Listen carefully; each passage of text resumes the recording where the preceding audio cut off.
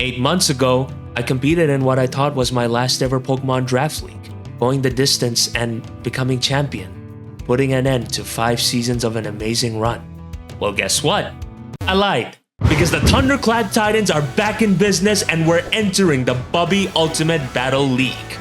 Pokemon Draft League is a tournament where you and a certain amount of competitors are given a point budget to draft a certain amount of Pokemon that have their own prices. After the process is done, you then compete against them for a set amount of weeks where the players with the top records reach playoffs, where the best competitor wins. Despite me being 6th in the draft order, I found myself a Pokemon that a lot of people have been sleeping on for a while. Darkrai, one of the fastest Pokemon in the game with an insane special attack of 135. While its signature move Dark Void got nerfed by Game Freak because of this piece of shit, many started using Hypnosis over it to leverage its Bad Dreams ability when you don't gotta do that.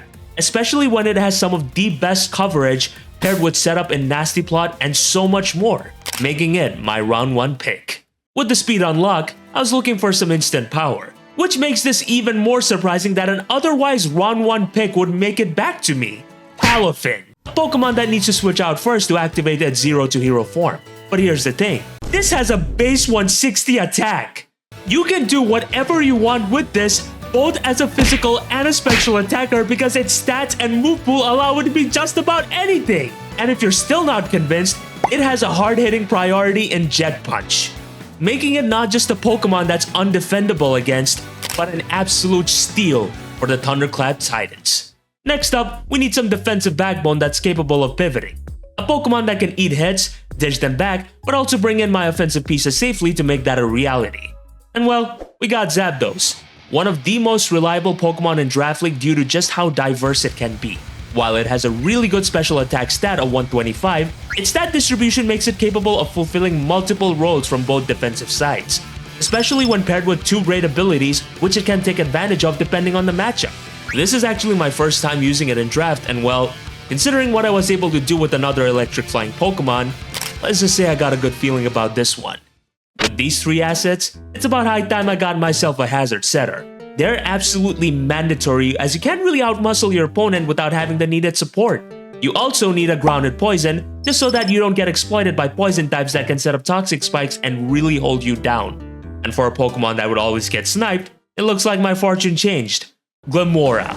Unlike that fraud of a champion, I actually know how to use this Pokemon, because it's here to set up every single hazard move in the game, removing hazards with Mortal Spin while having the upside of poisoning the opponent, and also have a really good special attack that should never be looked down on, thus ticking every single box and being a perfect round 4 pick. At this point, we're looking for a Steel type, to not just get an amazing defensive type, but also another Stealth Rocker that has the potential to really keep this team together, leaving us with one true choice. Tinkaton. Despite its stats not being on the level of say Zacian or Magearna, don't be fooled. Its typing still makes it a very formidable Pokemon from a defensive standpoint, especially when it has a base 160 power Gigaton Hammer. Oh, and it also has a really good speed stat for a defensive piece too, therefore making it capable of even being offensive, especially when it has access to Swords Dance.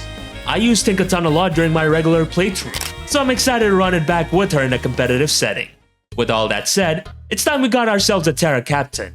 In this league, I can terrestrialize a chosen Pokemon into any typing of my choice, with the caveat of letting my opponent know what the type is before our game. Since every Pokemon I've chosen so far was one I never used before, I wanted to continue that trend. So I got Rillaboom, one of the most threatening Pokemon due to its ability Grassy Surge, that not only sets up grassy terrain and heals its HP while buffing up its grass type attacks, but one that perfectly pairs with priority Grassy Glide, Woodhammer, great coverage, and also being able to terrestrialize out of its weaknesses and be able to do even more in the process, thus making me very excited in using it for the first time ever. As the rules dictate us needing to have more than one Terra Captain, we needed to look around and choose a low tier Pokemon that can greatly leverage this mechanic.